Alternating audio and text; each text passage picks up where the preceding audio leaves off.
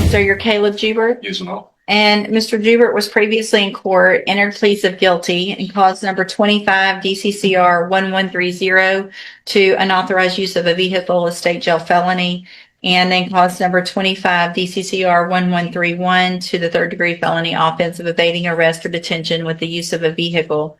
I've received that pre-sentence report. Has everyone had an opportunity to review it? Yeah, Judge. I have, Judge. Are there any additions or corrections? No, Judge, not at this time. Only that the state concurs with the recommendation of ISF cognitive judge. All right. Thank you, Ms. Malfino. All right, Mr. Jubert, I am,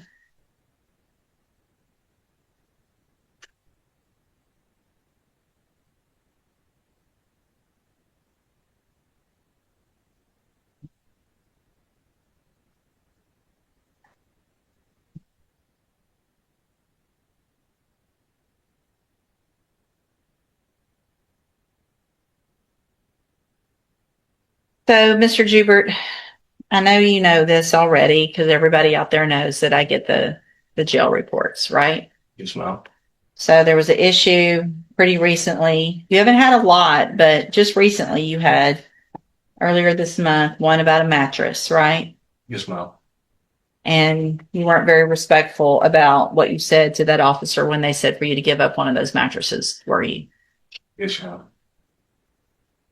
So it's the same thing that I say to everybody. If you can't follow the rules in jail, then it doesn't give me a lot of confidence that you're going to be able to follow the rules on probation. Does that make sense? Yes, ma'am. So part of this agreement, or part of the recommendations in this agreement, is for me to go along with giving you probation, but send you to the ISF program, the cognitive track, which is a program to help you make better decisions. But I want you to understand, if I follow along with this agreement and you get any more incident reports, either here or at ISF, it's going to be a violation of your probation, and you may never get out of jail before you violate it. And I know you've been out there long enough to know that I've done that already, right? Yes, ma'am. Okay. So then what I'm going to do, Mr. Jubert, is give you this opportunity. I'm going to find in each of your cases that you entered those pleas freely and voluntarily. In cause number 25, DCCR 1130, find sufficient evidence to find you guilty, but I'm going to follow the agreement, defer all proceedings, place you on probation for 5 years. You're ordered to pay a $500 fine in that case and to follow all of the rules and conditions of probation. And then in cause number 25, DCCR 1131, also find sufficient evidence to find you guilty, but follow the agreement and defer all proceedings for 5 years. You're ordered to pay a $300 fine in that case and to follow all of the rules and conditions of probation. One of those conditions in each case is, again, that you enter and successfully complete the cognitive track of the ISF program. Also, there's going to be you're going to have a couple of assessments done just to see what all probation needs to offer you so that you can be successful. There's going to be a mental health evaluation, substance abuse evaluation, and if there's anything in those evaluations that say that you need some further treatment for whatever it is, then it is going to be your responsibility to do that and part of your probation. Do you understand? Yes, ma'am. You're going to get all the tools that you need to be successful. You're young. You don't have felony conviction on your record right now. If you successfully complete these probations, you will never have a felony conviction. This is a great opportunity. But the other side of that is if you violate any condition and you don't take advantage of the tools that are going to be given to you to be more successful, you're going to be right back in here in court. You're going to be looking at up to 2 years in a state jail prison in one case and between 2 years and up to 10 years in prison on the other. You understand? Yes, ma'am. Again, I want to make sure I reiterate how important it is not to get in trouble in jail while you're waiting on ISF and not to get in trouble while you're at ISF. If other young men are out there acting up, you need to say, look, I want to see the light of day again. Y'all go do what you're going to do. And I'm going to today sit on your bunk when you're supposed to sit on your bunk. Don't sit on it when you're not supposed to. Have whatever you're supposed to have. Don't have extras. Just follow the rules. And if you're called out for not following a rule, don't get mad at the person that's calling you out for not following the rule, right? You're the one that's not following it. So don't get mad at them. Okay. I'm handing you in each of your cases the trial court certifications that shows these were agreements that I followed. So you have waived your right to appeal. Good luck to you, sir. I hope you do well. Thank you. Excuse me. Good morning. Are you Ray LeBlanc? Yes, ma'am. Can you hear me okay like that? I can hear you. Okay. And will your client waive the formal reading of the indictment? Yes, Your Honor. Mr. LeBlanc, in cause number 250460, you're charged with the state jail felony offense of burglary of a building from February 5th of 2025. And how do you plead to that charge? Are you pleading guilty freely and voluntarily? Yes, ma'am. And because you did what they charged you with? Yes, ma'am. I have here on the computer some documents that have your signature on them that the state's marked as exhibit number 1. Before you signed these, did you go over them with Ms. Holmes? Yes, ma'am. Do you fully understand them? Yes, ma'am. Do you understand, if I follow the agreement that you made with the district attorney, that you will be waiving or giving up any right to appeal? Yes, ma'am. And are you a U.S. citizen? Yes, ma'am. Okay. You're a U.S. citizen. Oh, yeah. Okay.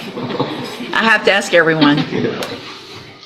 State tenders number 1. No objection. It's admitted. Is there any evidence that Mr. LeBlanc is not competent? No, Your Honor. All right, sir, I'm going to find that you entered your plea of guilty freely and voluntarily. Find that you're mentally competent and understand the nature and the consequences of your plea. Find sufficient evidence to find you guilty, and at this time find you guilty of burglary of a building. Sentence you in accordance with your agreement to a term of 6 months in the Jefferson County Jail under Section 1244 of the Penal Code. You will receive credit on that sentence for any time that you've been in custody that the law gives you the right to receive. I'm going to hand you the trial court certification that shows that this was an agreement that I followed, so you've waived your right to appeal. I am also handing you a written admonishment regarding your ineligibility to possess a firearm or ammunition. Okay. Because of the judgment entered against you, you're ineligible under Texas law to possess a firearm or ammunition. Possession of a firearm or ammunition could lead to charges against you.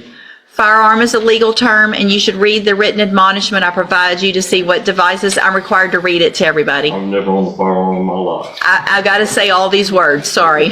So you should read that to see what devices qualify as a firearm. If you have questions about the laws that make you ineligible to possess a firearm or ammunition, or about how long that lasts, you can talk to Ms. Holmes. Okay. Good luck to you, sir.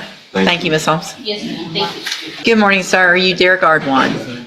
And will your client waive the formal reading of the indictment? He does. Mr. Ardwan, in cause number 250350, you're charged with the second-degree felony offense of sexual assault, and that's from July 15th of 2023. And how do you plead to that charge? Are you pleading guilty freely and voluntarily? And are you pleading guilty because you did what they charged you with? I have here on the computer some documents that have your signature on them that the state has marked as exhibit number 1. Before you signed these, did you go over them with Mr. Lewis? Yes, ma'am. Do you fully understand them? Yes, ma'am. And do you understand, if I follow the agreement that you've made with the district attorney, you will be waiving or giving up any right to appeal? Yes, ma'am. And it looks like the agreement that you've reached is for a cap of 6 years in prison, which means if I accept this agreement, you're leaving your punishment up to me. And I cannot give you more than 6 years. I could give you 6 years, I can give you less. It'll depend on the information that's brought to me at a sentencing hearing.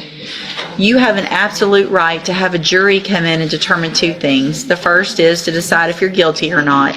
And then if they find you guilty, you can leave your punishment up to them.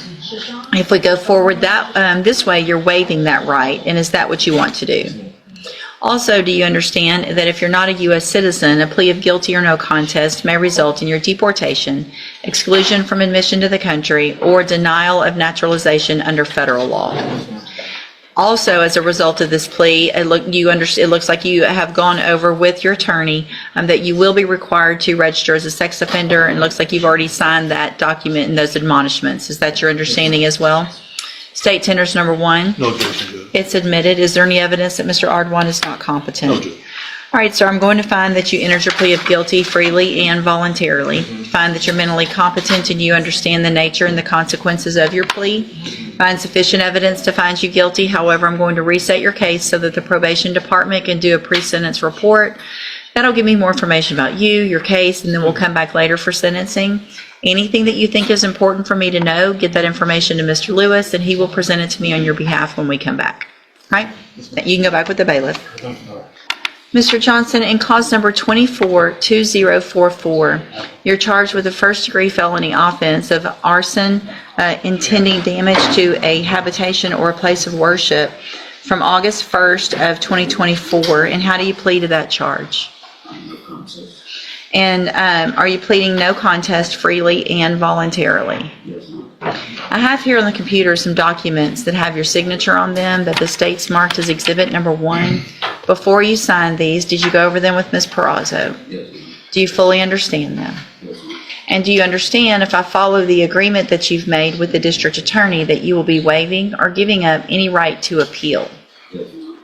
And it looks like the agreement that you've reached is for a 5-year deferred probation. Any fine? No fine, Judge. Is there restitution? We're gonna make, I don't believe there is any, it doesn't appear that there is that has not been already satisfied, but just to be on the safe side, we'll take a look at that. Okay. And PSI if we may. All right, is that at your understanding of your agreement? Do you also understand that if you're not a U.S. citizen, a plea of guilty or no contest may result in your deportation, exclusion from admission to the country, or denial of naturalization under federal law? Yes. State tenders number 1. No objection. It's admitted. Is there any evidence that Mr. Johnson is not competent? Your Honor. All right, sir, I'm going to find that you entered your plea of no contest freely and voluntarily. Find that you're mentally competent and you understand the nature and the consequences of that plea.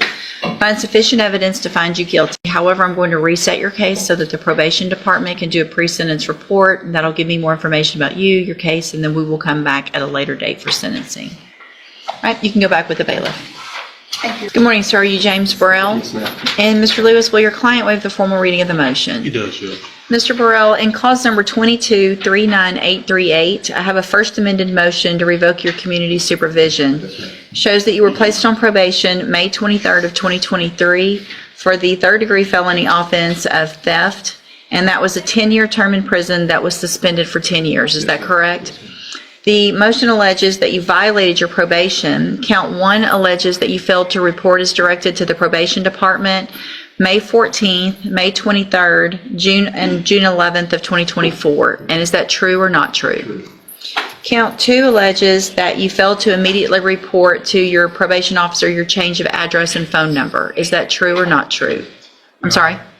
Okay. I think the state would be willing to waive counts 3 through 5. However, we'd be asking for some sort of a plea on 6 and 7. All right, so the state's going to abandon 3 through 5. Count 6 alleges that you were arrested for the offense of possession of a weapon by felon June 19th of 2024 in Orange County, Texas. And is that true or not true? And then count 7 alleges that you were arrested for possession of a controlled substance June 19th of 2024 in Orange County. Is that true or not true? True. Did you enter your pleas of true to, I'm sorry? No. Oh, I thought I was going to say. No. Did you enter your pleas of true to counts 1, 2, 6, and 7 freely and voluntarily? And did you plead true to those counts because they're actually true? I have here on the computer some documents that have your signature on them that the state has marked as Exhibit Number 1. Before you signed these, did you go over them with Mr. Lewis? Yes, ma'am. Do you fully understand them? Yes, ma'am. Sure. And do you understand, if I follow the agreement that you've made with the district attorney, that you will be waiving or giving up any right to appeal? Yes, ma'am. State tenders number 1. No objection, Judge. It's admitted. Is there any evidence that Mr. Burrell is not competent? No, Judge. All right, sir, I'm going to find that you entered your pleas of true to counts 1, 2, 6, and 7 freely and voluntarily. Find those counts true. Find sufficient evidence to revoke your probation, and at this time, revoke your probation. Reassess your punishment in accordance with your agreement to a term of 4 years in the institutional division of the Texas Department of Corrections. You will receive credit on that sentence for any time that you've been in custody that the law gives you the right to receive. I'm handing you the trial court certification that shows this was an agreement that I followed, and so you have waived your right to appeal. I also handed you a written admonishment regarding your ineligibility to possess a firearm or ammunition. I went over that with you back when you first got probation, right? So just make sure you read that and know that because of this judgment, you cannot possess a firearm. Yes, ma'am. All right. Good luck to you, sir. I thank you.